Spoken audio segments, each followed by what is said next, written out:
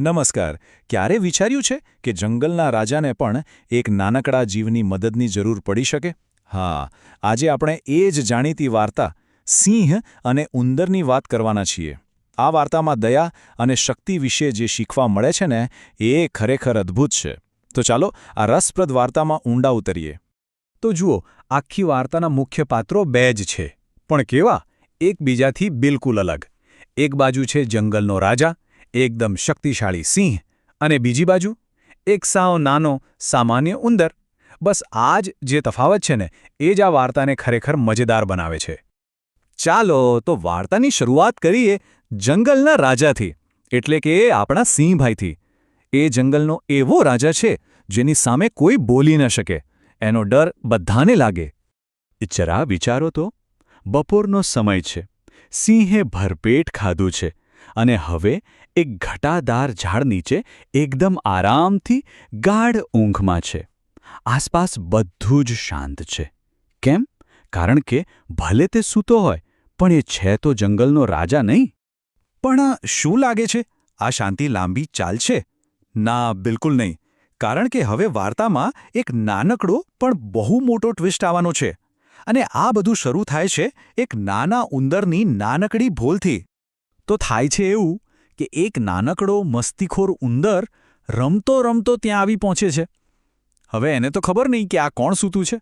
એ તો સિંહને કોઈ મોટો પથ્થર કે ટેકરી સમજીને એના શરીર પર ચડી જાય છે. એની પીઠ પર દોડે છે, એના નાક પરથી સરકે છે. બિચારાને ખબર જ નથી કે કોની ઊંઘ બગાડી રહ્યો છે. અને બસ, જેનો ડર હતો એ જ થયું. સિંહની આંખ ખુલી ગઈ. એ એટલા ગુસ્સામાં હતો કે એની ગર્જનાથી આખું જંગલ કંપી ઉઠ્યું. એણે તરત જ પેલા નાનકડા ઉંદરને પોતાના વિશાળ પંજામાં દબાવી દીધો. હવે તો ઉંદરનો જીવ તાળવે ચોંટી ગયો. હવે પેલો ઉંદર તો ડરના મારે થરથર કાંપવા લાગ્યો. એણે સિંહની સામે આજીજી કરતા કહ્યું, "ઓ જંગલના રાજા, મહેરબાની કરીને મને માફ કરી દો, મને જવા દો. હું વચન આપું છું, જો તમે આજે મારો જીવ બક્ષશો તો હું પણ કોઈ દિવસ તમારા કામમાં આવીશ." હવે આ સાંભળીને સિંહ તો ખડખડાટ હસી પડ્યો. એ મનમાં વિચારવા લાગ્યો, તું આટલું નાનું જંતુ અને તું મારી મદદ કરીશ? પણ પછી એણે ઉંદરની દયામણી હાલત જોઈ તો એને દયા આવી ગઈ. એણે વિચાર્યું, ચાલ જવા દે. અને બસ એણે પંજો ખોલીને ઉંદરને જવા દીધો. એને ક્યાં ખબર હતી કે એની આ નાનકડી દયા એના માટે કેટલી મોટી સાબિત થવાની છે. સારું, તો ઉંદર તો બચી ગયો. પણ વાર્તા અહીં પૂરી નથી થતી. થોડા દિવસો પછી આખી બાજી પલટાઈ જાય છે. ચાલો જોઈએ કેવી રીતે. થોડા દિવસ પછી એ જ શક્તિશાળી સિંહ શિકારીઓએ પાથરેલી એક મજબૂત જાળમાં બરાબરનો ફસાઈ જાય છે. એણે છૂટવા માટે બહુ જોર લગાવ્યો, બહુ તરફડિયા માર્યા, પણ જેટલી કોશિશ કરે એટલો વધારે ફસાય. એની બધી જ તાકાત, એની બધી જ શક્તિ જાણે કે બેકાર થઈ ગઈ. યાદ છે એની ગુસ્સાવાળી ગર્જના? હવે એની ગર્જનામાં ગુસ્સો નથી, પણ લાચારી છે, મદદ માટેની ચીસ છે. આખું જંગલ એની આ પોકાર સાંભળી રહ્યું હતું. સાચે જ, જંગલના રાજા માટે સમય બહુ ખરાબ રીતે બદલાઈ ગયો હતો.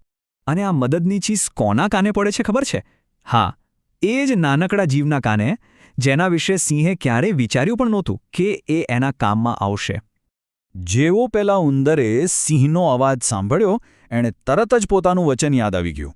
એણે એક ક્ષણનો પણ વિચાર કર્યા વગર અવાજ આવતો તો એ દિશામાં દોટ મૂકી. ત્યાં પહોંચીને એણે જોયું કે સિંહ જાળમાં ફસાયો છે. બસ પછી શું? એ તરત જ પોતાના તીક્ષ્ણ દાંત વડે જાળ કાતરવા લાગ્યો. કટકટ કટકટ, અને જોતજોતામાં તો એણે આખી જાળ કાપી નાખી અને સિંહને મુક્ત કરી દીધો. જુઓ, આ જ છે વાસ્તવિકતા. સિંહ શું વિચારતો હતો? આ નાનો ઉંદર શું કામનો? એનો અહંકાર હતો. પણ હકીકત શું નીકળી? એ જ નાનકડો તુચ્છ લાગતા ઉંદરે આજે જંગલના રાજાનો જીવ બચાવ્યો હતો. ઝાડમાંથી બહાર નીકળ્યા પછી સિંહે ખૂબ જ નમ્રતાથી કહ્યું, "મારા નાના દોસ્ત, મેં તને ઓછો આંકવાની બહુ મોટી ભૂલ કરી દીધી. આજે તેં ખરેખર મારો જીવ બચાવ્યો છે." એના અવાજમાં હવે ઘમંડ નહોતો, પણ આભારનો ભાવ હતો. તો આ હતી સિંહ અને ઉંદરની વાર્તા. ખૂબ જ સાદી લાગે, પણ એનો અર્થ બહુ ઊંડો છે. તો ચાલો જોઈએ કે આ વાર્તા આપણને શું શીખવે છે. સૌથી પહેલી અને મોટી શીખ: કદ પર ક્યારે ન જોવું. કોઈ નાનું દેખાય કે કમજોર લાગે તો એનો અર્થ એ નથી કે એ નકામું છે. દરેક જીવમાં, દરેક વ્યક્તિમાં કોઈને કોઈ ખાસ આવડત છુપાયેલી હોય છે, જે સાચા સમયે જ કામ આવે છે. અને બીજી શીખ, કરેલી દયા ક્યારેય ફોગટ નથી જતી. યાદ છે, સિંહે ઉંદર પર એક નાનકડી દયા બતાવી હતી. બસ એ જ નાનકડી દયા એનો જીવ બચાવી ગઈ. આનો અર્થ એ જ છે કે કરેલું કોઈ પણ સારું કામ ક્યારેક ને ક્યારેક કોઈને કોઈ રીતે પાછું આવે જ છે. તો અંતમાં બસ આટલું જ વિચારવાનું છે.